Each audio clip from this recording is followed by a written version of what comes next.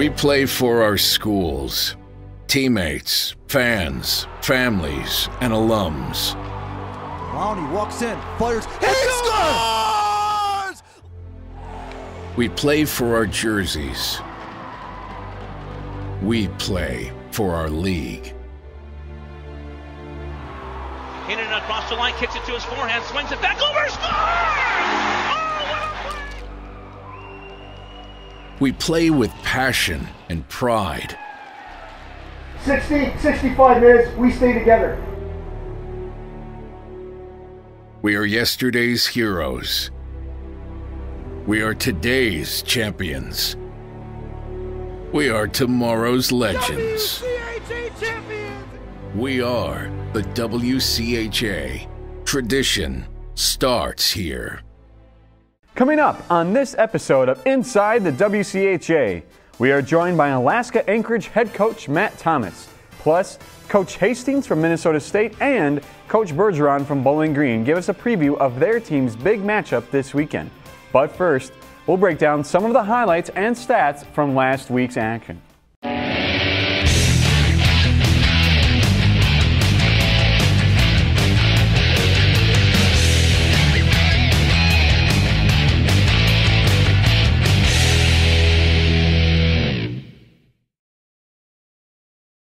Kicking things off with some of this week's headlines, the Beavers are number 17 in the WCHO.com poll.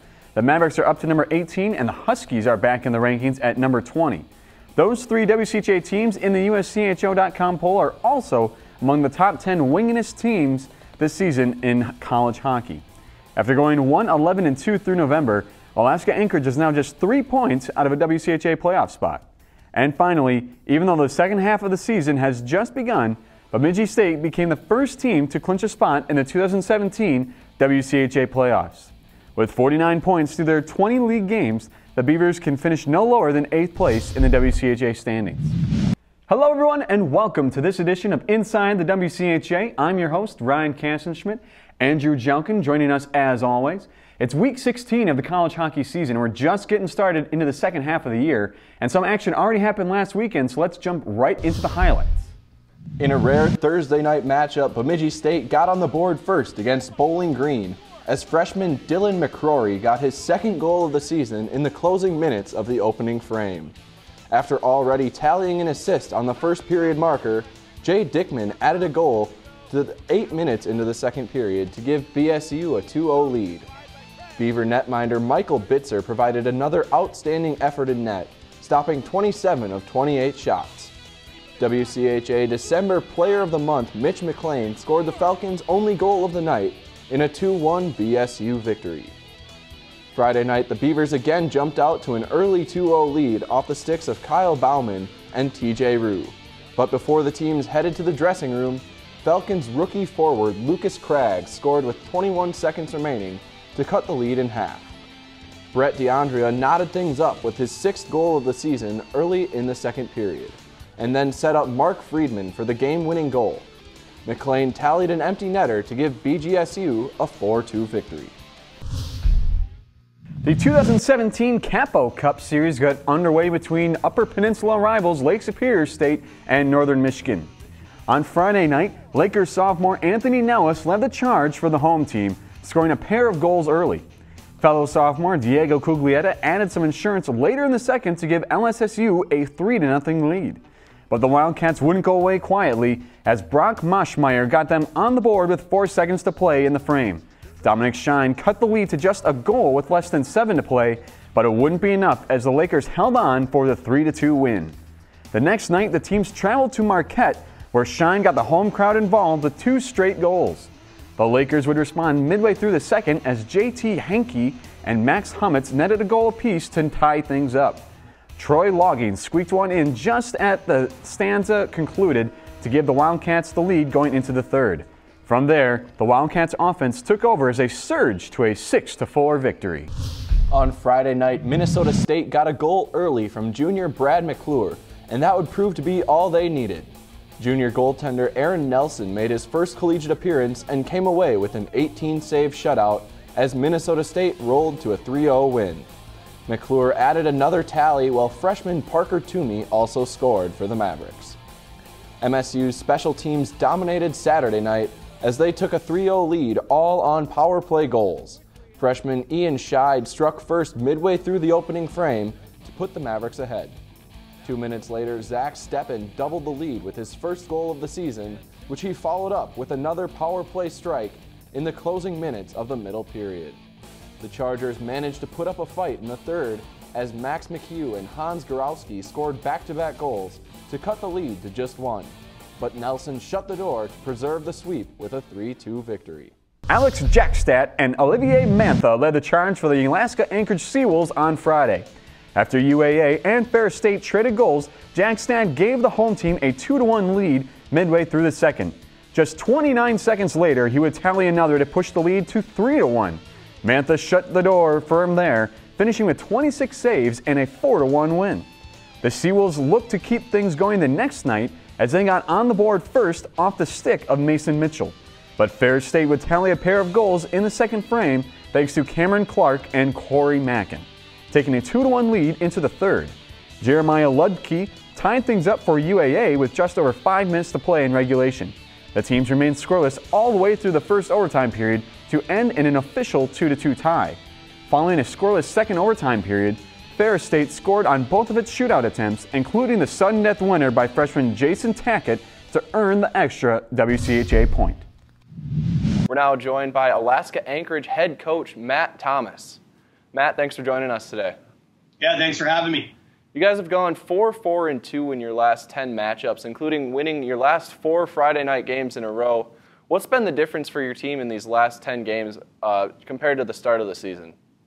Well, I think there was a couple things. Obviously, you know, there was a lot of budget issues that were going up here within the state, and since those have been resolved and our program's been given the thumbs up for the future, we've had an opportunity here to focus on just hockey and not dealing with the things that come with those types of issues. So I think that's been an important element. I think the other thing too is that we've stayed committed to the process, and I think a lot of times when you're in these situations where your team isn't playing as well as you want them to play, you tend to abandon what makes your team good just to try to find that quick fix and find your win. And maybe we could have found some wins a little bit earlier, but for us, we felt we were doing the right things and our players were responding. It was just a matter of time when it came together. But I think those things are big. I think the biggest thing is we're healthy.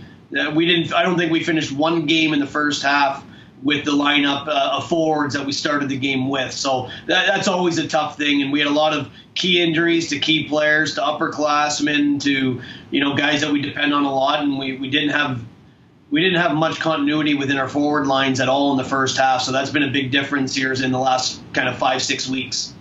One of those big wins for you guys came against the Beavers of Bemidji State, who are in first place. What does a win like that do to the confidence of your team? Well, I think anytime you can beat a team that's ranked, obviously to be ranked and to be as ranked as high as Bemidji was at the time, you've got to do a lot of winning, and you've got to beat teams, and you've got to find a way to win games, and it shows that you're a good team. So for us, it was about being able to stick to our game and try to find what can make us successful. And we've kind of created an identity that we know helps us win. And the trick now is being able to do it every night. And I thought against Bemidji, we did it from the drop of the puck to the final buzzer. The next night, I thought we played a really strong game. Our offense just wasn't clicking like it was the night before, and that ended up costing us. But when you hold the conference leader to 2 goals in 2 games, you're doing a lot of things well. And I thought we played a really strong weekend. Individually, your team's being led by junior captain Matt Anholt with 25 points on the year so far. Who else have you seen step up their play as the season's gone on for you guys? Well, we've had a lot of guys. Again, I talked about the health of our forward group, and there was a whole weekend where we only played with 10 forwards, 2 less than the regular complement of 12. So, as guys have come back in the lineup, you look at all kinds of different guys. Brad Dewey, who's a senior, had to sit out the first few games, after getting some early season surgery, and he came back and scored some goals and helped us get going early. I think you look at a guy like Tad Kozin, real quiet as our leading scorer last year, and had a quiet start. He kind of took off and has kind of really started to kickstart some offense. But I think you can look at Matt Anholt as the guy that's really kind of got us going. Mason Mitchell, as of late, has got going. We had a huge weekend from Jeremiah Ludke this past weekend. A guy like Alex Jackstad, who's a sophomore. He had a 2-goal game on Friday night against Ferris State. So we've got a lot of guys that have kind of got us going here. But the one guy that kind of keeps us going is our goaltender, Olivier Mantha. He's been consistent. Every night he gives you a good effort and makes the stops that he needs to make. And I think the opportunity for him to get the recognition that he deserves with wins is something that isn't a vital part to our team's success to keep it going, because he's been the guy that's been the heartbeat of our team. And we've got a couple big leaders on our blue line. We got a young blue line, but guys like Jared Brown and Chase Van Allen, a junior and a senior, those guys are pretty pivotal about the way our defense ends up being able to bring it every single night here. So as we continue to look on for the season with a big series this weekend with Michigan Tech, what are you looking for from your team as you guys travel to Houghton this weekend? Well, anytime you go on the road, it's a little bit of a different feeling, and it's a really important element for your team to go on the road feeling good about themselves first. And I think we've got that. We've had 2 pretty good weekends here at home since the break, but we're going in to play a team that we know how good they are. They've got a real good balance. They got a real good mix, and it's going to be tough. We had some success there last year, playing a pretty specific type of game plan that hopefully we can continue to play. But again, it's just about what your team does well, and you have to do those things well. We're going to need everybody to play their A game. I think anytime you go on the road, we stay out. After we play Michigan Tech here, we stay on the road and go to Northern Michigan. So we've got 4 games in the UP, and it's going to be really important for our team to continue some of the momentum that we've created. Best of luck this weekend, Coach. Thanks for joining us. All right, thanks a lot. Thanks for having me. Michigan Tech traveled to Notre Dame for a pair of non-conference matchups. Friday night's matchup proved to be a bit of a goaltender's duel, as freshman Angus Redmond posted a 23-save performance for the Huskies. A couple of late goals proved to be the difference in that one. The offense started to click in Saturday night's contest for MTU, as Jake Jackson and Gavin Gold gave the visiting squad a 2-1 lead in the second period. After the Irish tied things up, Mike Neville gave the Huskies the lead for good and Tech him away with a 4-2 win. So after the majority of series ended in splits, there wasn't too much shifting in the standings. Bemidji still holds a firm lead, and Tech is chasing them with 4 games in hand. Minnesota State was able to pick up the lone sweep on the weekend to move them ahead of Alabama Huntsville into a tie for 3rd place with Bowling Green. Between 5th and 8th place, Huntsville, Ferris State, Alaska, and Lake Superior State all sit within 4 points of each other. Alaska Anchorage and Northern Michigan's wins on the weekend helped them narrow the margin in the chase for a spot in the postseason. So Andrew, there's not too much moving around in the standings with those results from last weekend. Still a lot of really close matchups. What are you thinking about the standings as they sit in relation to some of those results? Well, with MSU being the only sweep on the weekend, they were the only team that was able to gain some ground in the standings. It's shaping up to be a really close season throughout the WCHA standings, and I think this will be a race that comes right down to the very last weekend. And there's still plenty of changes to be made in the WCHA standings as the season progresses. Coming up after the break, we'll take a look at some of the players of the week and talk to some head coaches about some big matchups coming up this weekend. Stay tuned. We'll be right back.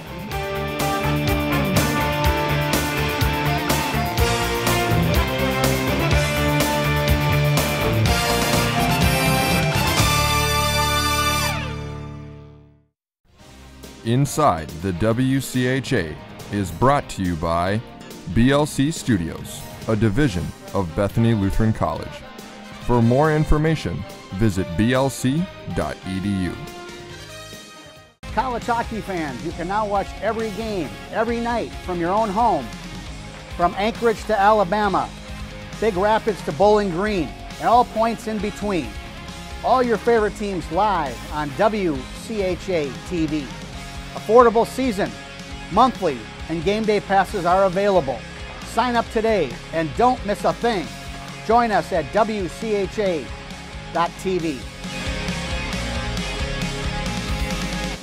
Now we'll take a look at the Players of the Week. This week's Offensive Player of the Week is Northern Michigan senior forward Dominic Shine. The Pinckney, Michigan native tallied his second career hat trick Saturday to lead the Wildcats to a home-and-home split with Lake Superior State in the Capo Cup Series. Shine currently leads the Wildcats with 12 goals and 16 points on the season. This week's Rookie of the Week is Bowling Green goaltender Ryan Bednard. Bednard played a key role in Friday's series finale against Bemidji, backstopping the Falcons to a 4-2 victory. The Florida Panthers draft pick was huge in the second period, making 10 saves, including a breakaway opportunity. Bednard is 4-1-0 in his last 5 starts. The Defensive Player of the Week is Minnesota State junior goaltender Aaron Nelson. Nelson posted a shutout in his first ever collegiate appearance Friday night, leading the Mavericks to a 3-0 win. He then turned to sign 29 Charger shots Saturday, clinching MSU's sweep with a 3-2 triumph. Andrew is currently standing by with Aaron to recap the Bismarck, North Dakota natives' big weekend. Andrew? We're joined by Defensive Player of the Week, Aaron Nelson. Aaron, what was your reaction when you first got word that you were starting on Friday night? I don't know if it was much of a reaction, just try to soak it in. There's only going to be that one time where my name is first called, so just try to enjoy the moment as best as I could, and knew going into the game that we needed a big win Friday night. That was just my thought process going into it. You've been around the program for a number of years now. What was it like seeing your first action? Yeah, it's been about 2.5 years now, so it felt good to get back in the net. It was a lot of fun. I know the guys were excited.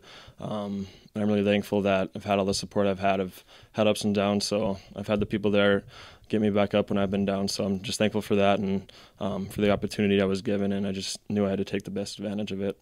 Friday night, shutting out Huntsville 3-0. Did you expect that kind of result? And how did you feel after that game? No, I mean, going into it, from a goalie standpoint, just take one puck at a time and give your team a chance to win as best as you can. So the 0 up on the board at the end of the game, it was a big team effort. Enjoyed it for a bit Friday night, and it was right back to work Saturday.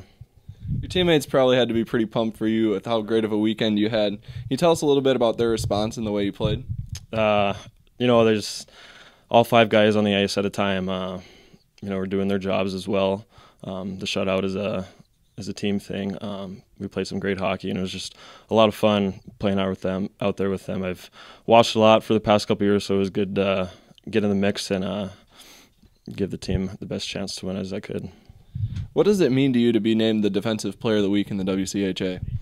It's a big honor. There's been a lot of big names, but just giving my team the best chance to win is the job that I can do. So we got the job done Friday, Saturday. So going into this weekend, have a short memory and get the job done this coming Friday. All right, thanks for your time, Aaron. Thank you. I am joined now by Chris Bergeron, coach of the BGSU Falcons. Great to have you on today, Coach. Thanks for having me. I appreciate it. This season you started off a little slow. You got 2 wins in your first 10 games, but recently in the last 15 you picked up 9. What's the biggest difference between how you started the year and where your team's playing at right now? It's something that when you're in the heart of it, it's tough to know. I think it's a combination of things. I feel like our goaltending's been better. I feel like our special teams have been better. Those are specific answers. From a general standpoint, I just feel like we were able to get a couple of wins and start to feel better about our game. And then that's momentum, that's confidence.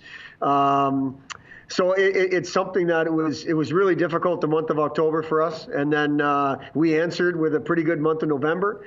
And then since then, it's kind of been a little bit up and down, but I think specifically our goaltending's been much more solid, and for the most part, our special teams have played the way we were expecting them to play. Yeah, you touched on it, Coach, your goaltending. One of the factors in that has been Ryan Bednard, freshman goalkeeper. He just won the first WCHA Rookie of the Week award that he's gotten this season. How important is it for you able to get a freshman to come in right away and be able to play at a level like that? Well, it's huge. You know, from a coach, I'm going to put my coach hat on and tell you it's nice to have competition at all positions, right? That brings out the best in people. And, you know, going into the year, it was Chris Nell's job. He was a first-team all-league guy returning. But, you know, Bednard's a 7th-round pick of Florida. We were expecting big things from Ryan. Did not start off great, as Chris didn't either. And right now, they seem to be pushing each other and I think feeding off each other, which I think is great. With your new improved record as you're hitting a hot streak here, you've put yourself in position to possibly get a home playoff series with the new WCHA playoff format.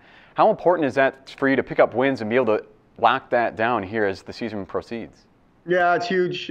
We've been lucky enough and fortunate enough to host the last 3 years, and that, you know, if you have to get to it, that game 3 on Sunday in your rink is a lot easier than it would be somewhere else. Now, this group, since we've been here, we've played on the road in game 3s too, just not in this league. But we're, you know, obviously we were picked to finish pretty high this year in the league, and we haven't lived up to those expectations yet. And the next level of expectation is the first round bye the first round home ice and potentially a second round home ice, and it's important for us. And everybody knows this weekend, these are 2 teams tied for 3rd place right now, fighting for home ice. With Bemidji and Michigan Tech kind of running away from everybody, there's a bunch of teams fighting for 3rd and 4th, and it's important. It's important for us, and it's something that we still think is achievable, and it's going to depend on us being able to play more of our game more of the time. As you said, Coach, you head to Mankato to take on Minnesota State this weekend, who, as you said, are tied with you guys for 3rd in the standings. What do you have to do this weekend in order to get some points from the weekend and be able to pass them in the standings? Well, first and foremost, we need to give ourselves 2 opportunities, and that may sound pretty obvious, but for us it hasn't been. A lot of the times over the course of a weekend, we've been playing one good game, or the combination, a period here, 2 periods there. We need to give ourselves 2 opportunities. I mean, I literally can count on one hand how many weekends we've had where we've played 2 solid games and given ourselves 2 opportunities to win. We need to do that against Minnesota State, especially there. That's where it starts. Then specifically, we cannot turn the puck over. We cannot get into a special teams game. We need to find a way to stay 5-on-5. We need to find a way to turn their defensemen around and make them go back to their own zone and get pucks and or defend. And not saying they're not capable, but we just don't want to get into a track meet with this team. That plays into their favor. And we feel that's something that we're capable of doing. And we're going to have to be consistent with it over the course of 6 periods, or it's a long weekend for us. And finally, Coach, your Falcons and the Mavericks, they've gotten into some pretty good games over the past couple of years since you guys have joined the WCHA. Do you look at them as a little bit more of a rival than perhaps some of the other teams in the league? I look at them as a rival because they've established themselves as somebody we want to be in terms of winning championships. I don't know if they see us as a rival or not. A rival to me is somebody that's kind of back and forth. You win some, they win some, and they're really hard-fought games. I don't think we've lived up to our end of the bargain to truly be a rival of theirs. But they're a rival of ours because they're somebody that we want to be like based on all the winning they've done over the past 3 years. We have had some good games, but you get to WCHA Final Fives, and 2 out of the 3 years they've beaten us out and ended our season, and we just haven't had much of a pushback, or we don't have the record they have in terms of winning. So they're definitely somebody we want to be like, and in my mind, they're a big-time rival of ours. I don't want to speak for them because I know that a rivalry works 2 ways, and we at times haven't lived up to our end of the bargain. Coach, that's all the time we got for you today. We really appreciate you joining us on today's show. Thanks for having me. I appreciate it. We're now joined by Coach Mike Hastings of Minnesota State. Coach, how important was it to go on the road last weekend in Huntsville and get the sweep down there?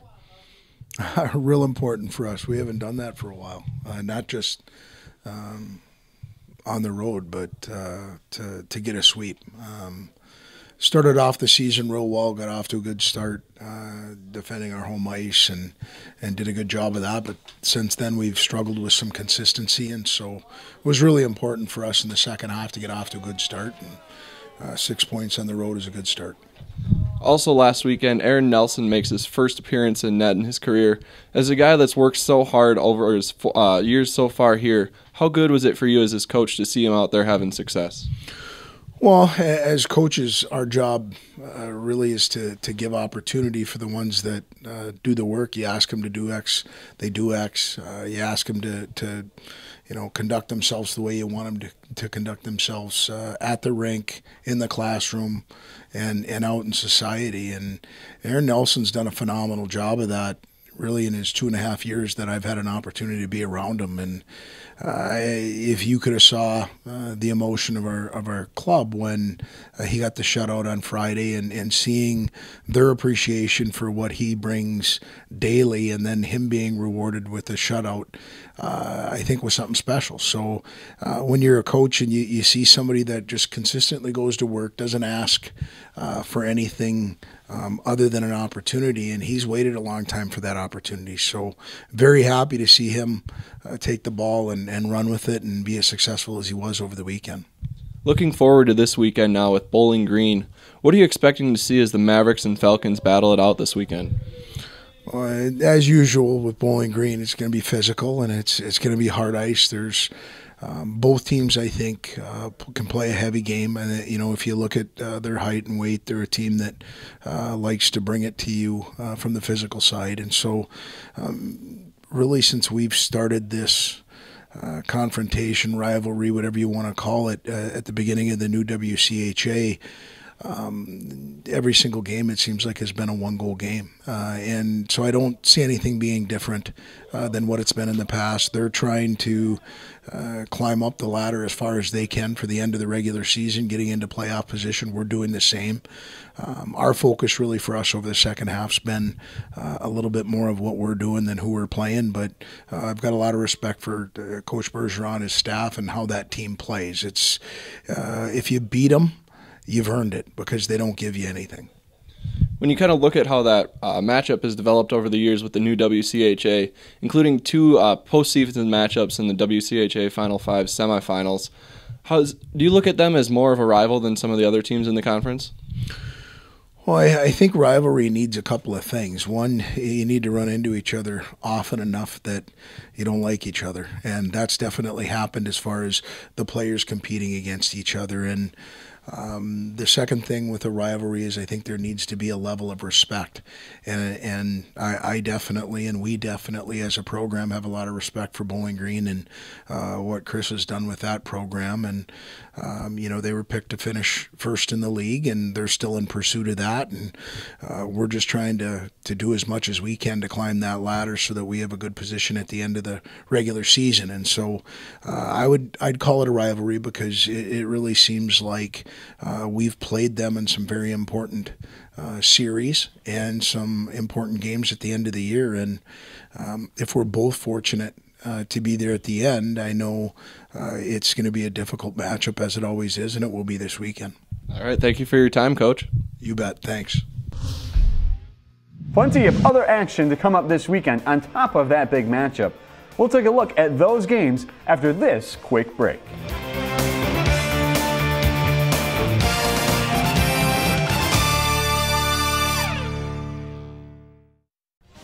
Inside the WCHA is brought to you by BLC Studios, a division of Bethany Lutheran College.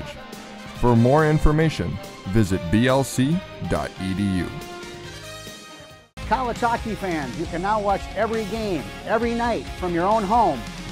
From Anchorage to Alabama, Big Rapids to Bowling Green, and all points in between. All your favorite teams live on WCHA TV. Affordable season, monthly, and game day passes are available. Sign up today and don't miss a thing.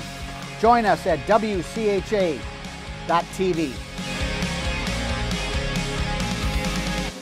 Welcome back to Inside the WCHA. We've taken a look at one matchup so far, but let's take a look at some of the other matchups that are coming up this weekend. Bemidji State and Alabama Huntsville both have the weekend off, but every other WCHA team will be seeing action. Only 1 point currently separates Alaska and Ferris State in the standings. Those teams will be matching up in Big Rapids.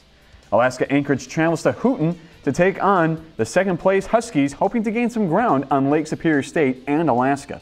Last but not least, the Wildcats of Northern Michigan will have a home-and-home series with Lake Superior State and a rematch from this past week. Andrew, the second half of the season has started, so every point means that much more from here on out going forward. So what are your thoughts on some of the matchups this weekend? Obviously, there's a huge matchup between MSU and Bowling Green this weekend. That's going to be a really key matchup, especially because those teams have met multiple times throughout the WCHA playoffs in the Final Five in the past. That'll be a fun one to watch. Another one to keep your eye on this weekend is going to be that Alaska and Ferris State series. Both those teams are trying to get into that playoff positioning, so that'll be a fun one to keep your eye on. Thank you for your thoughts, Andrew. Lots of good action this weekend, so be sure to tune in. We'll be back to you once again in a few weeks, so keep yourself updated on WCHA.com. For Ryan Kassenschmidt, Andrew Jelkin, thanks again, and we'll see you next time.